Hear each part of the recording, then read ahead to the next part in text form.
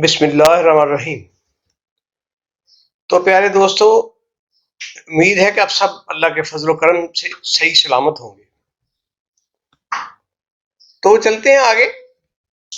तो ऐसा था कि मेरे साथ एक कुलीग थे, मेरे शागिर्द थे, एट के शाहनवाज मेजर कैप्टन उस वक्त थे, कैप्टन शाहनवाज बदर, स्मार्ट गाय। तो उनके वालिदैन भी बड़े शरीफ लोग थे और हमारा उनसे आना जाना रहता था। तो बड़े ही दो तीन भाई थे, एक शाहजाद था, एक शाहिद था, एक वो थे, और वो बड़े बड़े बीबे लोग थे। तो उनसे मिलने जुलने की वजह से वो हमें पसंद करते थे, हम भी उन्हें बड़े पसंद करते थे। तो एक दिन उनकी वालदा साहबा ने कहा कि जी वो नसरीन की छोटी बहन है, तो वो सुनी हुई थी बातें, देखी तो उन्होंने नहीं थी, तो उससे मैं अपने बेटे की शादी करना चाहती हूँ, मंगनी करना चाहती हूँ। तो हमने कहा अच्छा जी ठीक है, वो कर लेते हैं, हम उनसे रिक्वेस्ट करते हैं। तो वो मेरे ससुराल वाले तो मेरी बहुत मानते थे। तो मैंने फ़ोन किया उनको, अपनी मदर इन लॉ को, मैंने कहा जी वो उनकी यहाँ मेरे कुलीग है, तो उनकी वालदा आएंगी आपके पास मिठाई लेके, तो उनको छोटी बच्ची है आपकी शादी, सबसे छोटी बच्ची थी और बड़ी प्यारी बच्ची थी, तो आप मुझसे उनके ओके कर दें, थोड़ा निकाह भी कर देंगे साथ में। उनका जी ठीक है, जैसे आप पसंद करें। अभी छोटी है, मैंने कहा कोई बात नहीं, छोटी है, एज डिफरेंस ज़्यादा है जी, कोई बात नहीं। एनीवे वो काम उनकी हो गई, उनकी अपना निकाह भी करवा दिया हमने।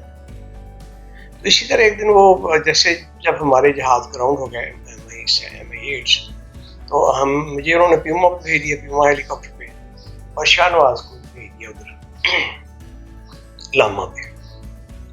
तो लामा का चूंकि ये हाई फ्लाइंग के लिए था, तो डिजाइन ही वहां के लिए था, सियाचिन के लिए, और सरप्राइजिंगली मेड इन इंडिया था, लेकिन हमें किसी दूसरे मुल्क के थ्रू ऑफर हुआ। तो ये वहाँ पोस्ट आउट हो गया। तो वहाँ बड़े जबरदस्त किस्म की वहाँ विंड्स होती है, डेंसिटी कम होती है, और जहाज का उड़ना जो है बहुत ही मुश्किल होता है। जहाज की परफॉर्मेंस जो 60% रह जाती है। तो अब जब वो हाइट पे जाता है 22,000 मीटर, तो उसको जहाज को समझ नहीं आती मैंने किधर जाना है, पायलट ने मुझे क्या कहा था, मैंने था उसको मोटो बाइंड जाता है आता है, तो उसमें ज्यादातर पायलट के कंट्रोल में नहीं होता। तो ऑपरेशन एरिया वैसे भी तो यूजुअली दो हेलीकॉप्टर्स वहां पे जाते थे।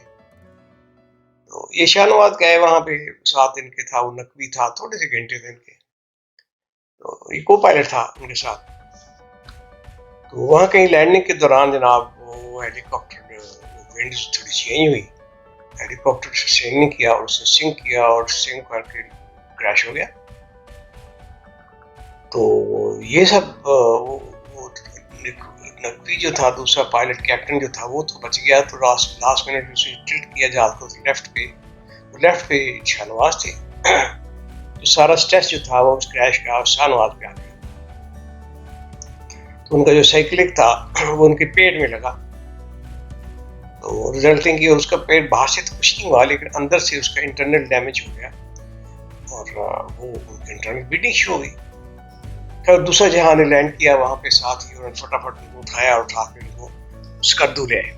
2 घंटे में स्कर्दू पे थे वहां पे, प्यूमा लेके उसको फौरी तौर पे उन्होंने पहुंचाया गिलगित, क्योंकि वहां पे उसका ऑपरेशन हो सकता था। वहां डॉक्टर साहब ने फोन किया इधर पिंडी सर्जन जनरल को, जनाब ये मेरे पास केस आया है, और वो कैप्टन साहब हैं एविएशन के, तो उनका ब्लड प्रेशर आ रहा है 60 है।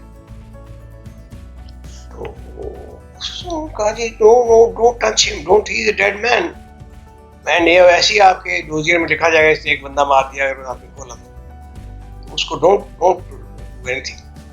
लेकिन वो बड़ा अच्छा था, मेजर साहब जो थे, उसने कहा यार ये तो ऐसी डेड मैन ऐसी मेरी बगैर कोशिश के मर जाएगा, तो मैं जो सारी उम्र मैं अपने आप को कोसता रहूंगा, मैं कोशिश तो करता है इसको बचाने की। खैर उसने यूनिटों से लोग मंगवाए, बहुत सारा ब्लड इकट्ठा किया, 5-6 जगह उसके ब्लड की बोतलें पे लगा दी, मुख्तलिफ जगहों पे, हाथों पे, पैरों पे, टांगों पे, और उन्हें सामने लटा के बगैर एनेस्थीसिया के, एनेस्थीसिया देते तो वैसे ही लगे जाते, निकलते नहीं थे, वापस नहीं आना था, तो उन्होंने इसको काट दिया, पेट फाड़ दिया। अब वो ऑपरेशन कर दिया उन्होंने। पेशेंट क्या किया, सारी रात बेचारे लगे रहे, लाइट भी नहीं थी वहाँ पे, मोमबत्तियाँ जल रही हैं, लाइटें लगा के जनाब बंदा लगा हुआ उसका ब्लड, सारी रात ही एफर्ट के बाद जनाब उससे जाके अपना उसका वो ब्लड उसका रुका। तो वो जनाब वो सारी रात लगा के, उसके लिवर डैमेज था, वो लिवर बिल्डिंग बनना उसकी, लिवर उन्होंने ठीक लगे रहे सारी रात, उन्होंने बेचारे उस सुबह तक उसने मैनेज किया उसको, उस लिवर को, वो अपना लिवर उन्होंने खून ब्लीडिंग बंद कर दी। साथ उसकी अंतड़ें टूटी हुई थी, उतने अंतड़ें भी उसने स्टिच कर दी, लेकिन बाजू जो था वो उसने छोड़ दिया, बिकॉज उसने कहा ये मटीरियल है फिलहाल, बच्चे तो सही पहले। तो वो आगे चल पड़ा मामला। उन्होंने यहाँ हम घर में बैठे हुए थे, पिकनिक का माहौल था हमारे घर में, हमारी वो बच्चियाँ आई हुई थी, मेरी दोनों सालियाँ आई हुई थी, और घर में बच्चे थे मेरे।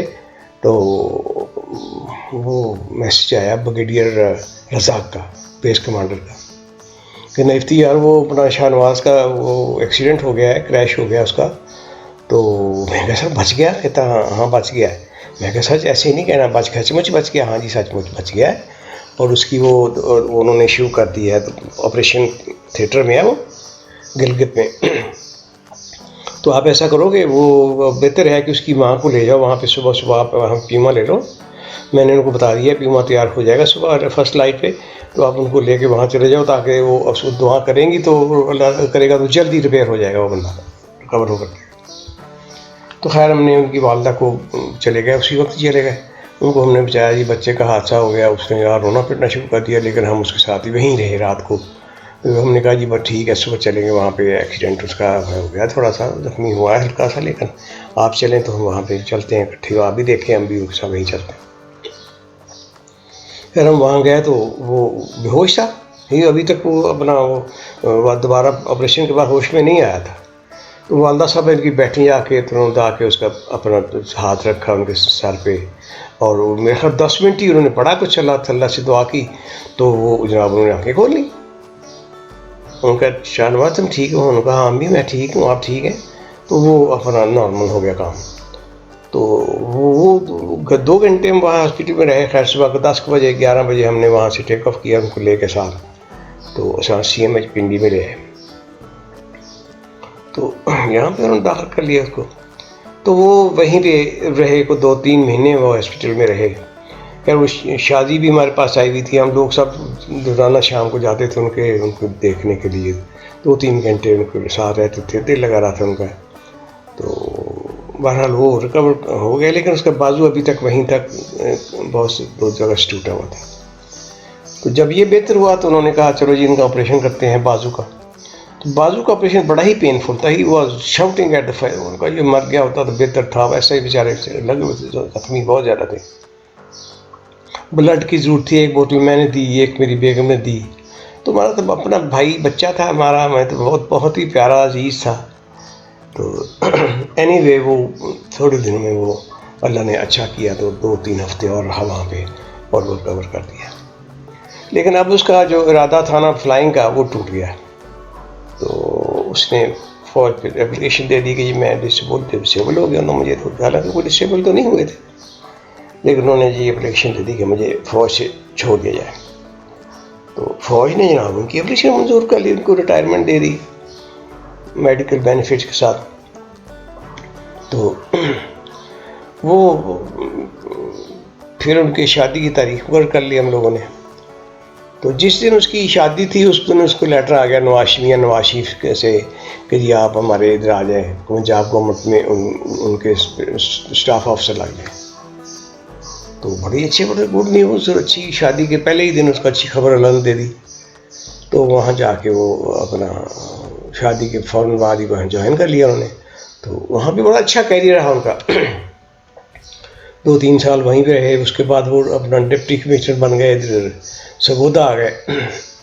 फिर वहाँ से वो सेक्रेटरी बन गए, सेक्रेटरी डिप्टी सेक्रेटरी बने, फिर सेक्रेटरी एजुकेशन बन गए, फिर वो अपना वहाँ से आगे सेक्रेटरी लेबर बन गए, फिर वो होते होते सेक्रेटरी नैब रहे थे तो 2-3 साल, डीजी नैब लग गए, और फिर अल्टीमेटली उन्होंने वहाँ से रिटायरमेंट ले ली, और फिर उन्होंने गवर्नमेंट ने उनको लगा दिया ये बोर्ड मेंबर जो होते हैं अपने ये सिलेक्शन करते हैं ये अफसरों के लिए पंजाब को। खैर अभी ही डूइंग ऑल राइट, अभी भी ठीक है, सेहत माशाल्लाह ठीक है, बच्चे उसके भी माशाल्लाह जवान हैं, 2 बेटियां, 1 बेटा, बेटी की एक शादी उन्होंने कर दी है, तो कनाडा में पढ़े बच्चे सारे, बड़ा is very very very healthy and good family. तो एनीवे वो ये उनसे साथ हुआ, ये दिल के एक दिन मैं चला गया खुद, हम नॉर्मली मई 8 पे जाते थे, वहाँ एक जगह है थी गुलतरी की हाइट थी 3200 मीटर, तकरीबन 10-11 हज़ार फुट, तो वहाँ तक हम लोग जाते थे, तो बिल्कुल ठीक होता था, ऑपरेशन हो जाता था, 90-80% हम लोड उठा लेते थे वहाँ। तो जब हम पीमा पे आए तो फिर आगे हमें जाना पड़ गया, आगे जो वैली थी आगे तक, वो K2 वैली के अंदर। खैर मैं कैप्टन था, वो सीनियर था, उन्होंने मुझे कैप्टन बना दिया फटाफट ही, तो को पार्ट को लेकर मैं अभी वो जा रहे थे। तो वहाँ मुझे जैसे जैसे मैं आगे जाऊँ उस कद्दू से आगे वैली में घुस गए हम, तो वैली एक तो टाइट होती है, एक वो सब कुछ सफ़ेद, ज़मीन भी सफ़ेद, वो पहाड़ की साइडें भी सफ़ेद, दूसरी साइड भी सफ़ेद, ऊपर से क्लाउड भी सफ़ेद, और हमारा एक वो ऐसे ही वो परिंदा सा दरमियान में जनाब वो जा रहा है, वो समझ ना आए कि हमारी किधर है, हमारा ज़मीन किधर है, आसमान किधर है, बड़ा कन्फ्यूजन। मैं देखूँ चोरी आंखें से अपने को पायलट की तरफ से, वो कंफर्टेबल है, वो हाँ कंफर्टेबल बैठे, वो तो रोज़ जाता रहता।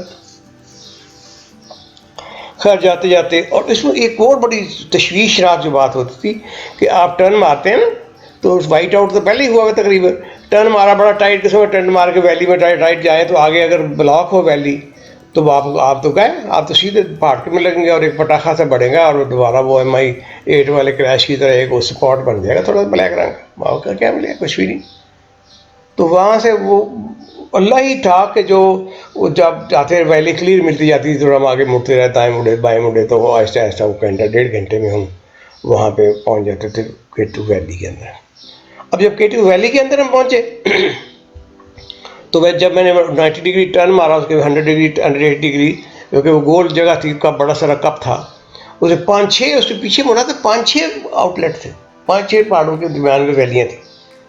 अब मैं परेशान हो गया कि मैं कौन सी वैली से आया हूँ, बिकॉज उसमें एक ही वैली थी जो कि आप उस डाउन लेके जाती, बाकी आगे तक बंद हो जाती है, टर्न भी नहीं था, तो वो फिर वो क्रैश ही क्रैश था। मैं कहा ये किस चक्कर में फंस गया। अब मेरा दिल भी ना करे मैं कैप्टन उससे को पायलट से पूछूं कौन सी वैली थी, तो मैंने बिस्मिल्लाह पढ़ी, अल्लाह का नाम लिया, तो और मैंने बैक बेरिंग लगाया कि इस बेरिंग पे लास्ट हम आते। तो जब लकीली हम उसी वैली में थे कि जिसमें से हम एंटर हुए थे। तो ये वो यहाँ पे 22,000 फुट की बुलंदी पे जाकर हेलीकॉप्टर लैंड करता था, और वो वहाँ के लोगों को राशन देता था।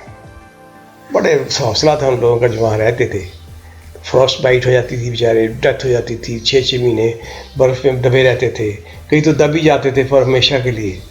तो ग्लेशियर में गए तो गए, पता नहीं जब 200 साल बाद उसको निकलेंगे उनकी डेड बॉडियाँ। तो एनीवे ये वहाँ पे माहौल था। खैर ये वापस हम आ गए, तो पर फिर वो चलते रहे काम, आगे बहुत सारे काम थे, फिर मुझे बहुत सारे काम वहाँ पे भी, आर्मी में भी, फिर मैं यहाँ पे वहाँ से मुझे भी मेरी भी उन्होंने वहाँ से पोस्टिंग कर दी, इधर था